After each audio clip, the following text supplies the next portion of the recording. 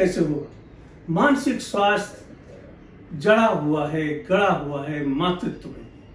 यदि माँ का जीवन अच्छा नहीं गुजरा, जहाँ माँ का तिरस्कार होता है, जहाँ माँ की इज्जत नहीं होती, जहाँ उसके स्वास्थ्य पर ध्यान नहीं दिया जाता, वो डिप्रेशन में रहती, उसे खाना नहीं मिलता, लोग प्रताड़ित करते हैं, लोग मारते हैं, पीटते हैं और उन्हें इज्जत नहीं देते।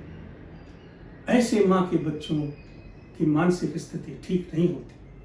हमारा पहला कर्तव्य है कि यदि हम अच्छे, सुखी और मानसिक रूप से स्वस्थ समाज चाहते हैं तो हर माता पर विश्वास करें, उसकी इज्जत करें, उसके स्वास्थ्य का ध्यान रखें और यदि उसे किसी मानसिक बीमारी के लक्षण दिखाई दे रहे हों तो उसका इलाज करें।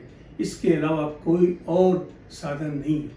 इसके बाद प्रश्न उठता है कि यदि किसी बच्चे में हमें मानसिक तकलीफों के लक्षण दिखाई पड़ते हैं तो हमें क्या करना चाहिए। पहली बात है कि हमें उन लक्षणों को पहचानते आना चाहिए। हमें जानते आना चाहिए कि जिस तरह बड़े लोग एंग्शियस हो सकते हैं, उन्हें डर लग सकता है, अंधेरे से डर लग सकता है, या उनकी नौकरी गई तो उन्हें तकलीफ हो सकती है, उसी तरह बच्चों के मन में भी डर की शुरुआत हो सकती है। डर की शुरुआत पहला कदम है मानसिक बीमारियों की तरफ जाने। यदि हम बच्चों के डर को पहचान नहीं पाते या हम ये उम्मीद करते हैं कि वे स्वयं अपने डर पे काबू पाएंगे तो शायद हम गलत हैं। हमें अपने आप में मानसिक स्वास्थ्य के बारे में बहुत कुछ जानने की आवश्यकता है।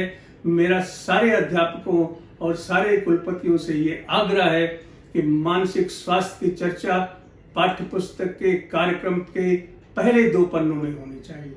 जब तक हमारे देश में ये नहीं होगा तब तक हम छात्रों की समस्याओं का निराकरण नहीं कर पाएंगे। कितने मिनट हुआ?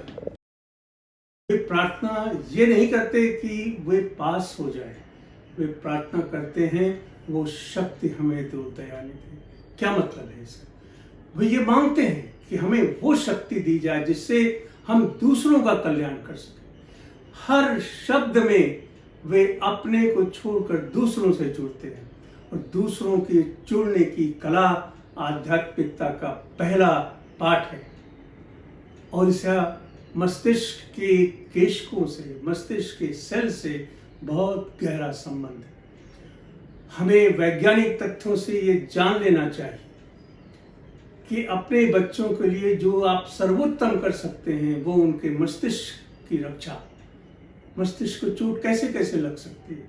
ठीक है, आप गिर गए, आपके सर में चोट लग गई, जरूर से, मगर इससे कहीं अधिक चोट उन्हें मनोवैज्ञानिक घातकों से लगता है। दुख, पीड़ा, डिस्क्रिमिनेशन, अब्यूज, निष्कासन, ये ऐसी जनमानस की भावनाएं हैं। भावनाओं के बिगड़ने से या प्रताड़ना से भी मस्तिष्क की कोशिकाएं प्रभावित होती। ये न केवल प्रभावित होकर तुरंत अपना काम खराब करती हैं, बल्कि जिन लोगों को, जिन बच्चों को बचपन में प्रताड़ना सहना पड़ता है या उन्हें अपने माता पिता से अलग रहना पड़ता है, जब वो 20 वर्ष से अधिक के होते हैं तो उनमें मानसिक